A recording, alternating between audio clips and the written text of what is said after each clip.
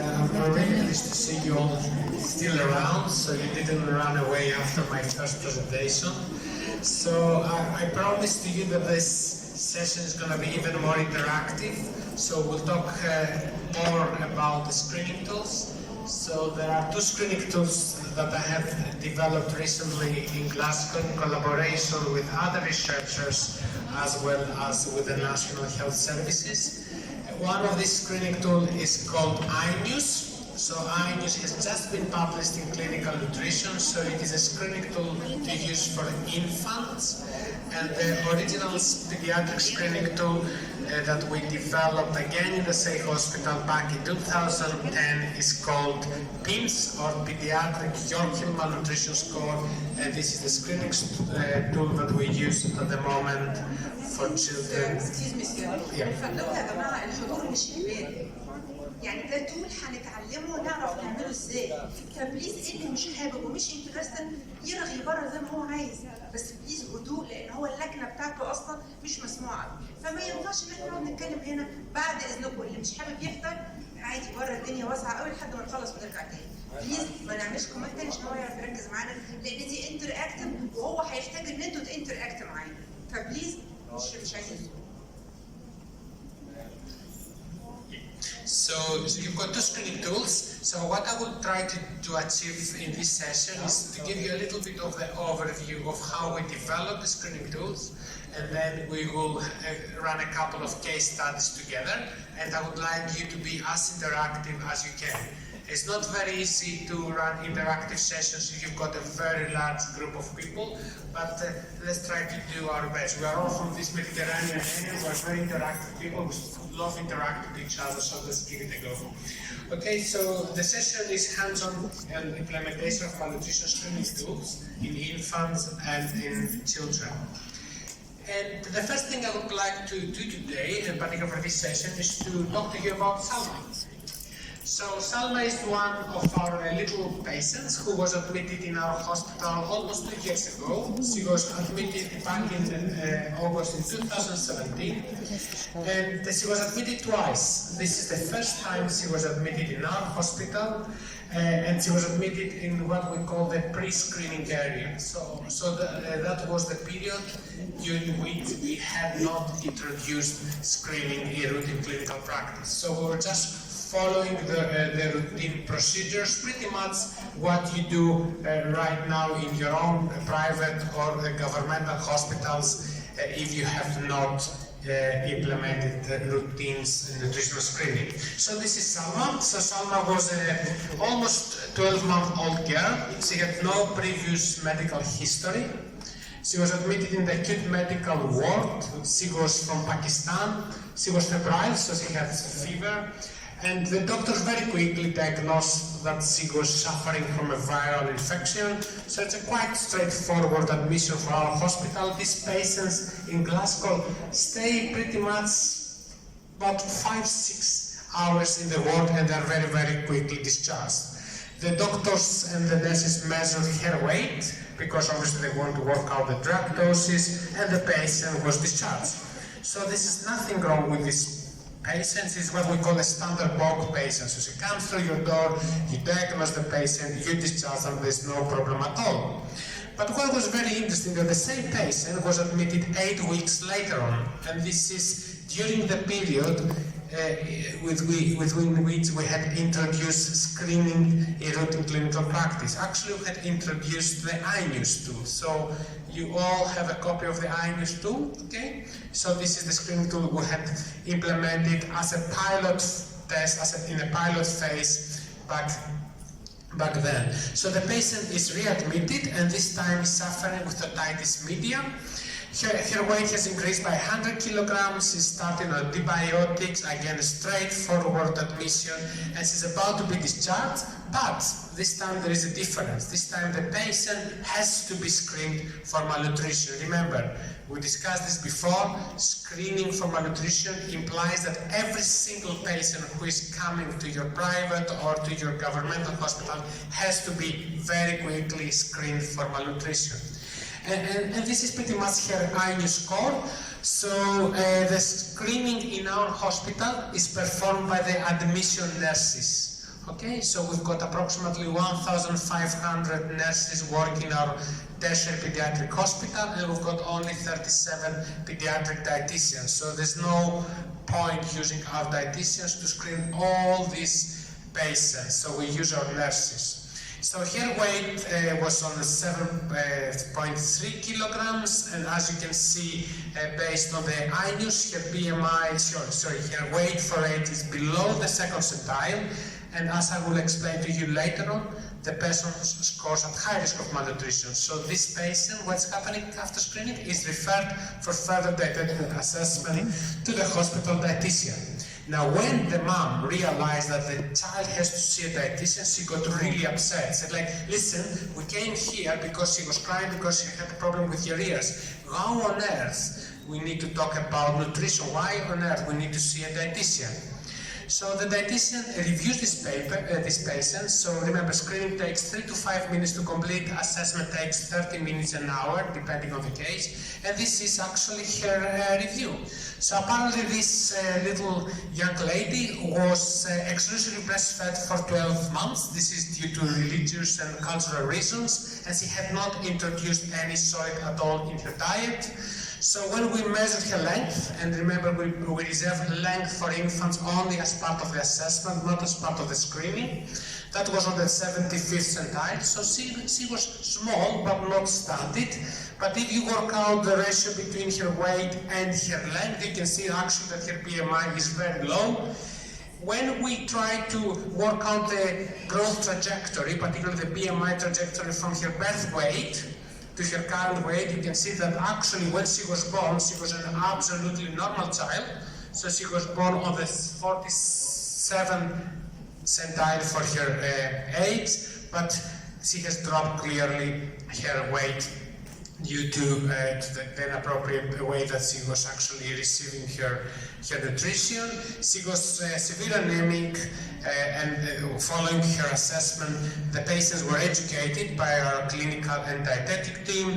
And of course, what we do in Glasgow, we don't just let people do this and go away and never come back. This is the worst thing you can do in routine clinical practice. You have to follow up your patient. So we brought back the patient, and as you can see from her BMI growth chart, she's actually now growing well. Now, this is an example for you to highlight that actually, okay, although you believe that you apply the best possible clinical practice in your hospital, there are still patients who are at risk of malnutrition. There are still patients who are admitted for other reasons, but they've got a background problem with nutrition status, and these patients are actually missed. So the purpose of screening is to try to solve this problem. In reality, you will never be able to identify every single child who is at risk of malnutrition. Okay, you have just to forget that. By introducing a screening method for nutrition status, what you try to improve your current clinical practice. I have shown this slide to you before. This is the concept of screening, assessment, and management of malnutrition. As I told you before, the first thing you try to do is you try to screen all of your patients who are admitted in the hospital. Those who score at low risk of malnutrition, you don't have to do anything about them. You just give them the hospital food. Those who score at high risk of malnutrition, they're just referred for full nutritional assessment. Okay, there's a huge distinction between nutritional screening and nutritional assessment. People in the literature, they mix them up, and this is really bad because of that we imply the wrong conclusions. Those patients who had a full assessment and they still need to receive a nutritional support, they see the dietitian, the clinical team, and they kind of like they go on the supplementation, fermentation, enteral nutrition, parental nutrition, depending on their clinical condition. And some of them who are kind of like borderline, they're what we normally call in Glasgow in this gray area. We're not quite sure whether they are kind of like getting worse or not. They're just observed, and we repeat screening after a certain period of time. So there was no screening tool for pediatric patients up to 2008, and now there are about approximately 6 to 8 screening tools. These are the screening tools which are the most popular, and today I'm going to talk to you about the two screening tools that we have developed in Glasgow. The screening tools are available online. They are free for everyone to use. Nutricia kindly produced this really posh, glossy, heavy paper questions for you, okay? But everything I'm telling you today is publicly available. You can access all the forms, all the information sheets, all the guidance, everything is available. Because the government actually paid in UK for this project to go ahead. So we don't own as Glasgow team any copyrights. We do this for the good of the patients, we do this for the good of the families. So again, just to recap very quickly, a screening tool is not just the screening tool which identifies the children who've got the problem, it's also the screening tool which does not misclassify patients at risk.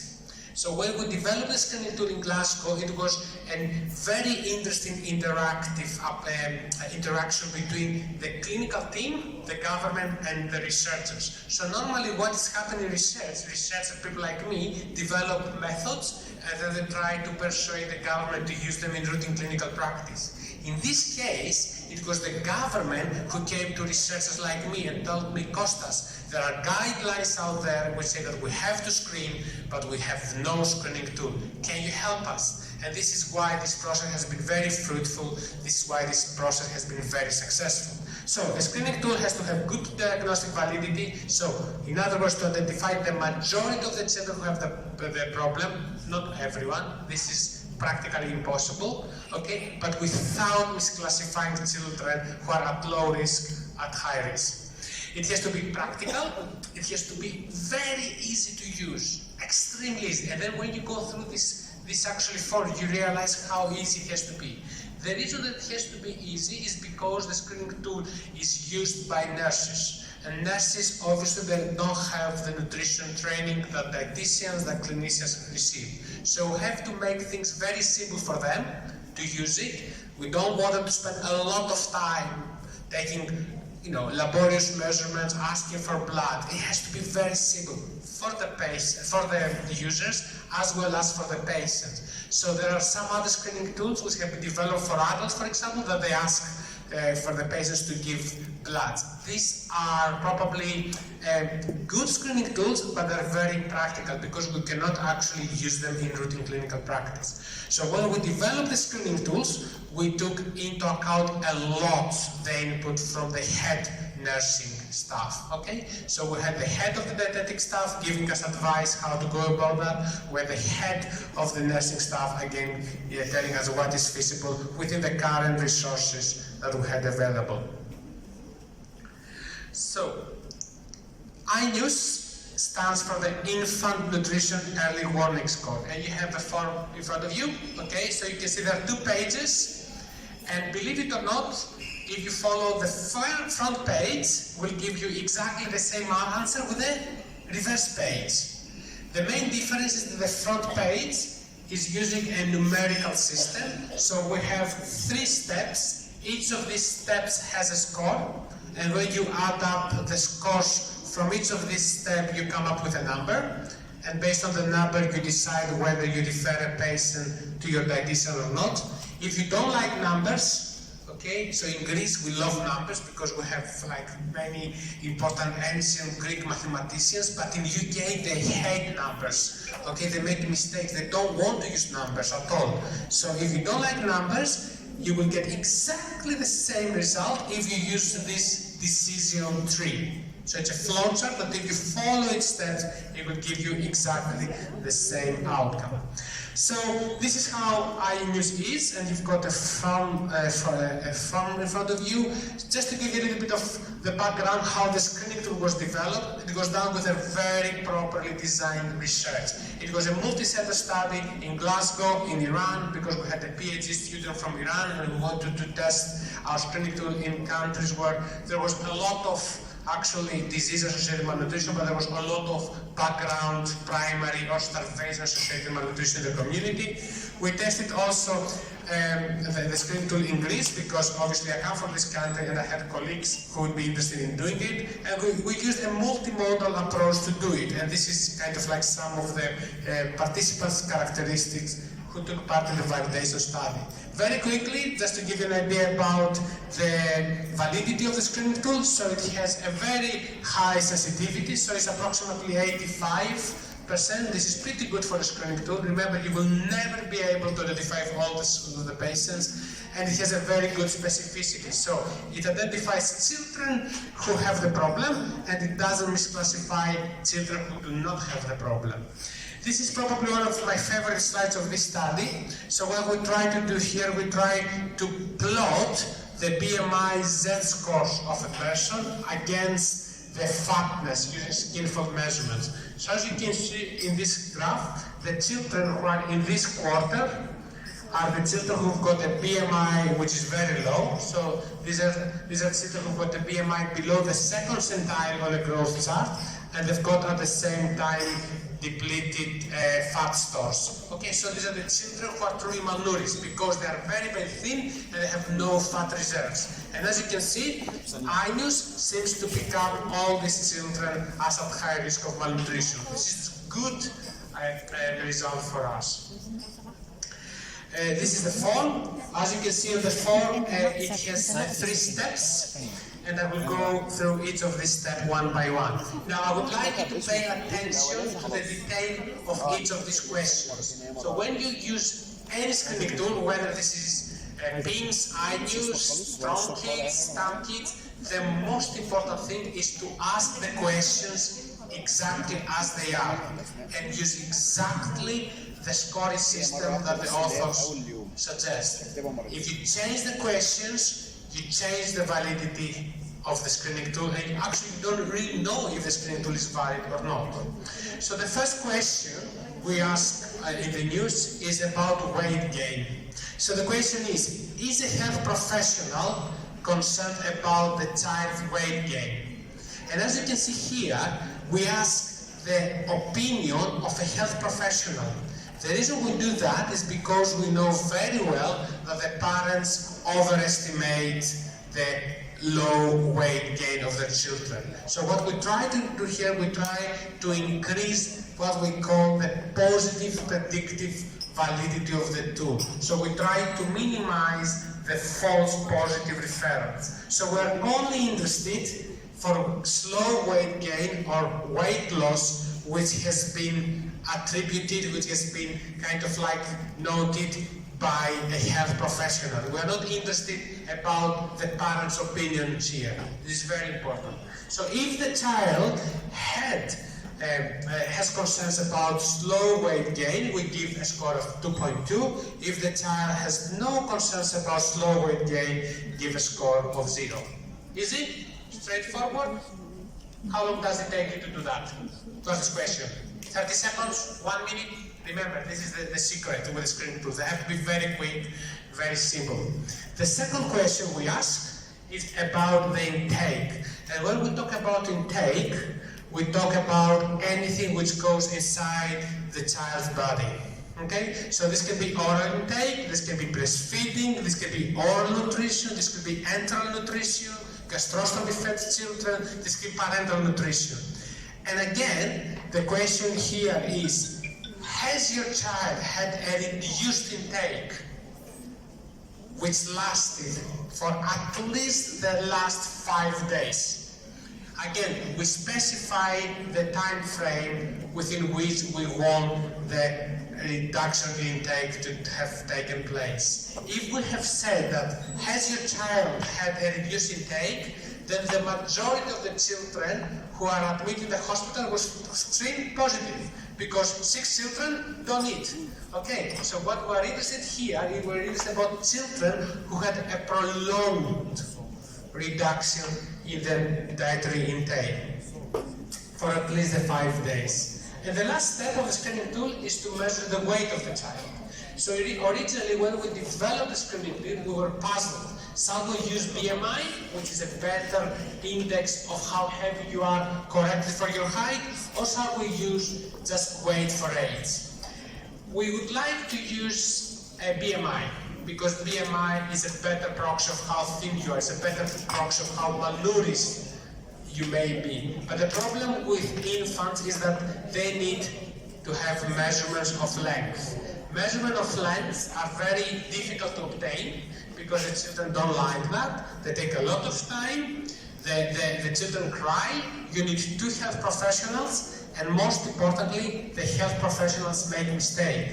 So it's very easy to miss the length of a child by a couple centimeters. If you miss the length of a child for a couple of centimeters, you can change a child's growth from the 50th centile down to the 9th centile. So we've done a lot of research to try to decide whether to use the BMI or the weight for age, and we decided that for screening purposes, it's better for us to use the weight for age. It's faster, the nurses can do it, okay, and we don't lose a lot of children who are truly malnourished. So, if the child has a weight which is below the number in column A, so you can see that the IMUs, so you've got here 4 columns. One is with blue for boys, and the other 2 are for with pink for girls. So if the weight of the child is below the column A, the child gets a score of 4. So column A, okay, contains the threshold values for weight on the 2nd centile. If the child has a weight which is below the column B, then you score 2. Column B includes the weight for age for the 9th centile. Okay, so if your child has a weight measurement which is below these values on this lookup table, you score it either 2 or 4, and if your child has a weight which is above these values, then you score this with 0. So these are the 3 steps, and I hope you agree with me that they're fairly easy to obtain, fairly easy to collect this information. The last and the 4th step of the screening tool, what do? We add up all these individual steps, and we come up with a total score. If the score is below 3.9, then the patient is at no risk of malnutrition, so you have to do nothing. Okay, you don't review this person. It may be a wrong judgment, okay, but based on the research we have done, the majority of these children should not have a problem. If the score is 3.9 and above, then this child is not necessarily at risk of malnutrition. This means that this child needs to be referred for further dietetic or clinical nutritional assessment. Okay. So we want to believe that the majority of the children who have a score above 3.9 will truly need to see a clinician or a dietitian to initiate nutritional support, whether this is with food, with breastfeeding, with high energy feeds, whatever you use in routine clinical practice. So, as I showed you before, the screening tools have cutoffs of 3.9, but if you, as clinicians or as dietitians, you are interested in picking the majority of the children who've got a problem, then you can play a little bit with a cutoff. For example, if you want to have a very high sensitivity, you can use a score of 2.9, sorry, 2.2, but bear in mind that if you use a high sensitivity, this will start lowering your specificity. So there's a balance between sensitivity. So the need for you to identify the majority of the children who have the problem and specificity. In other words, to reduce the rate of the false positive referrals. So I have already explained to you that PIMS comes in 2 forms, the form with the numbers and the form with a flow chart.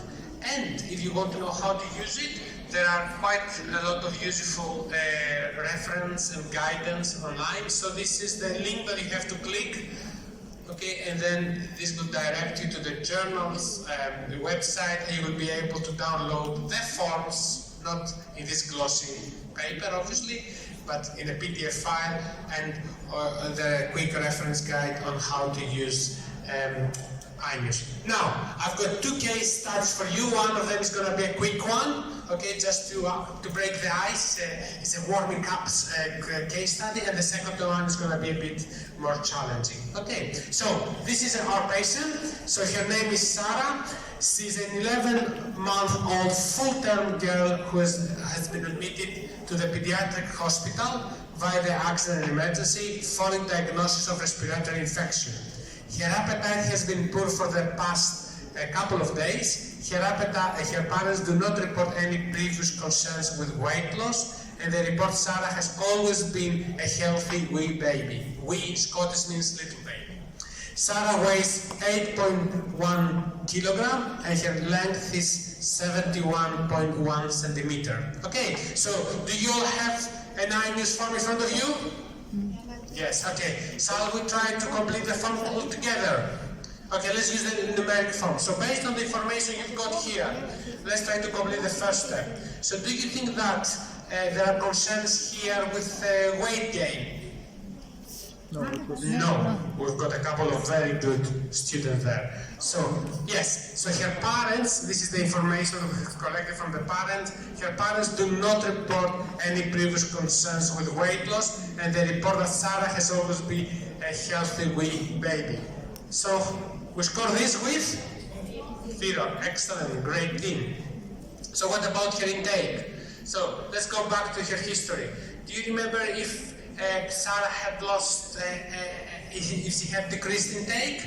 No. She did. But what is the secret here? 2 days.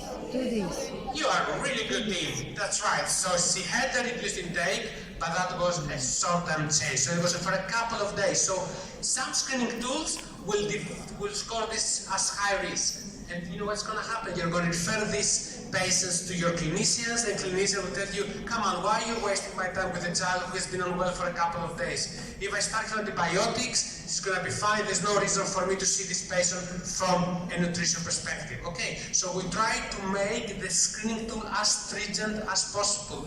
We don't try to over-identify risk.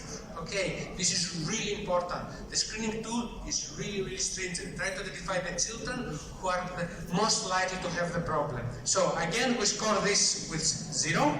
And the last step is about the weight of the child. So you may not remember her weight. I'll give you the information. So the weight is 8.10 kilogram.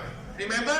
So what you have to do now, you have to look at the lookup table. Remember, she was a girl, so we look at the red background table. And she was, if I remember well, approximately 12 months of age. Okay, so for a child of 12 months of age, her value on table A is 6.86 and 7.42. So her weight is well above this value, so we score this with 0. Okay. And what we do in the end, we add up everything. The total score is definitely below 3.9, it's actually 0, so we don't have to do anything about this patient. She just received the normal hospital food. Easy? This is how it has to be.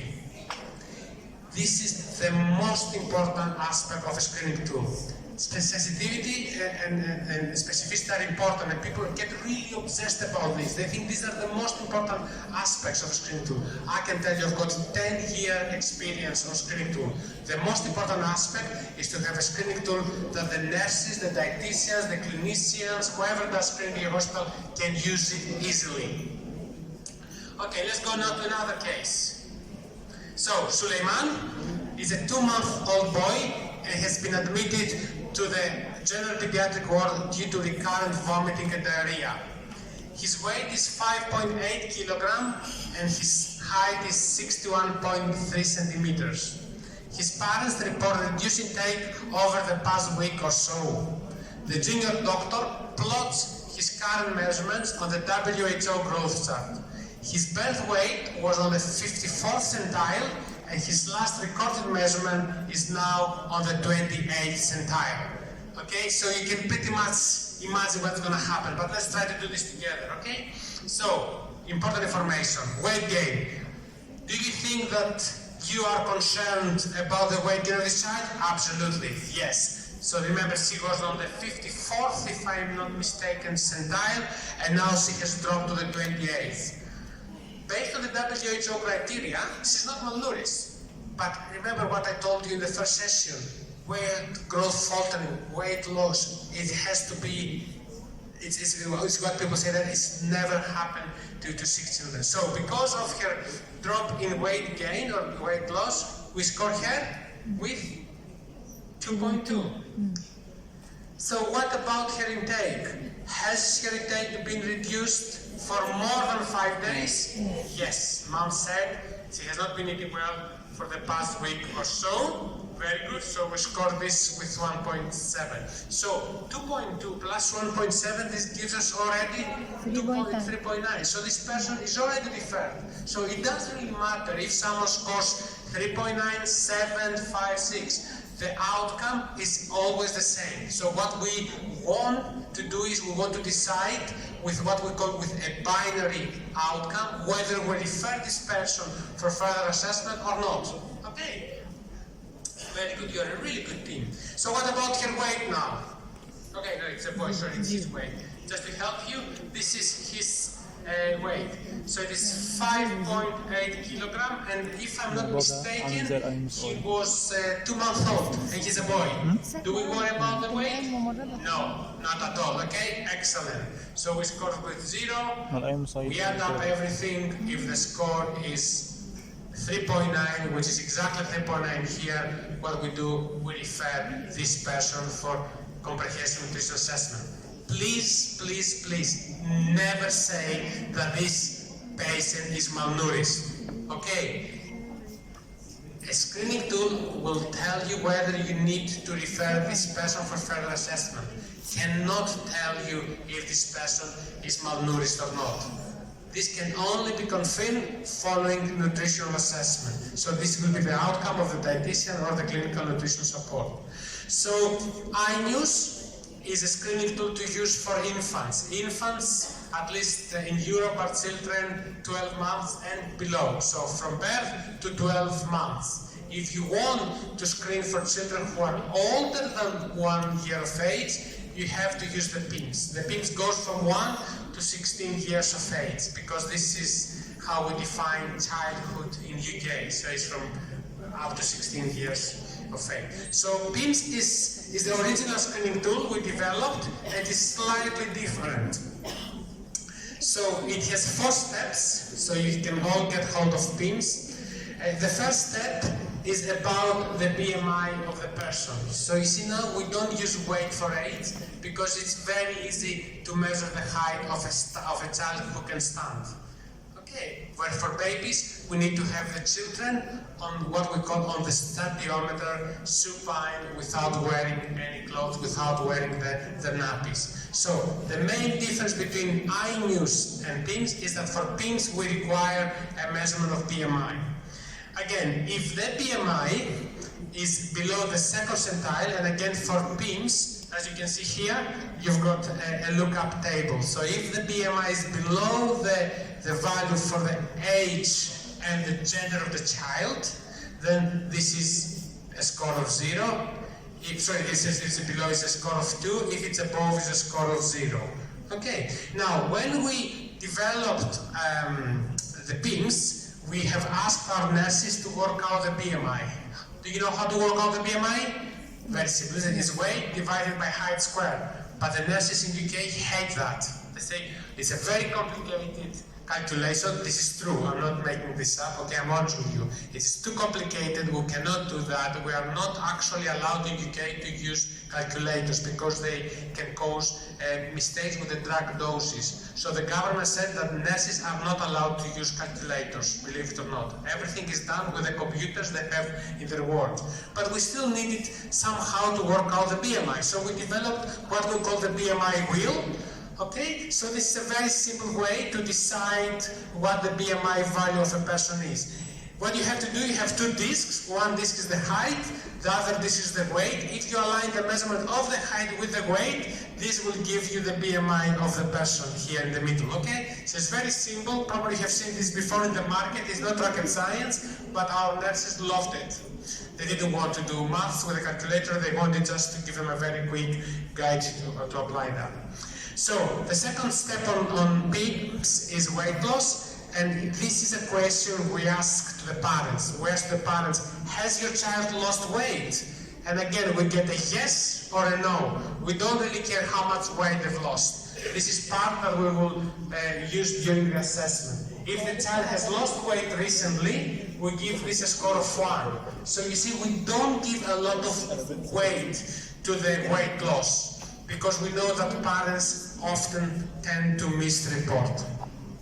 The third step has to do with the intake of the child. So if the child has a decreased intake for at least the past week, okay, so this is 7 days and above, so we give this a score of 1. If there has been no intake at all, or minimal, negligible intake, we give this a score of 2. And if the intake is the same, we give this a score of 0. And the last step, this is the fourth step, in which we try to assess, to evaluate the effect of the acute condition, so the reason that the child was admitted in the hospital, okay, on the future risk of malnutrition. Now think about a child, for example, who had a road traffic accident, okay, and he had like a facial trauma. So this child will not have a low BMI if he was healthy, will not have a recent weight loss, will have no problem with data intake, but if you don't intervene in this child will become malnourished over the time. Okay, so the fourth step on PIMS is essentially to identify children who were fine prior to a clinical insult, but are quite likely now to become malnourished. So if the child has a condition which is likely to affect their intake, the requirements, or the losses for at least the 7 days, we score this with 1. If it is likely to affect any of these things, their intake completely, we give this a 2, and if there are no effects, we give this a 0. A typical example is distinction between children who suffer from viral gastroenteritis, who will get very quickly well, compared to children, for example, who suffer from pancreatic insufficiency, okay, where they're going to have diarrhea if it's not managed well for a long period of time. So the fifth step on PIMS is to add up the individual scores. If the score is 0, you do nothing. If the score is 1, you don't do much. What you need to do, you need to repeat the screening tool after 3 days. And sometimes in our hospital, we ask our nurses to record the food and the intake of the child on the food and fluid charts. And if the score is 2 and above, 2, 3, 4, 5, 6, 7, it doesn't really matter. We just refer this person for dietetic assessment. So, some quick take-home messages. So the iNews and PIMS are screening tools which aim to help you in the process to identify children who need further nutritional assessment. Okay, they are not screening tools which tell you who is malnourished. Do we all agree on that? Please don't say that. I will feel very, very embarrassed if you say that with PIMS and iNews we say who is malnourished. They are essentially dietetic referral tools. They are not nutritional assessment methods, and as screening tools, they can give you wrong outcomes. So if you use your screening tool and you realize that it gave you a false positive, don't assume that it's completely rubbish, okay? Try to use it for a period of time and then make your judgment.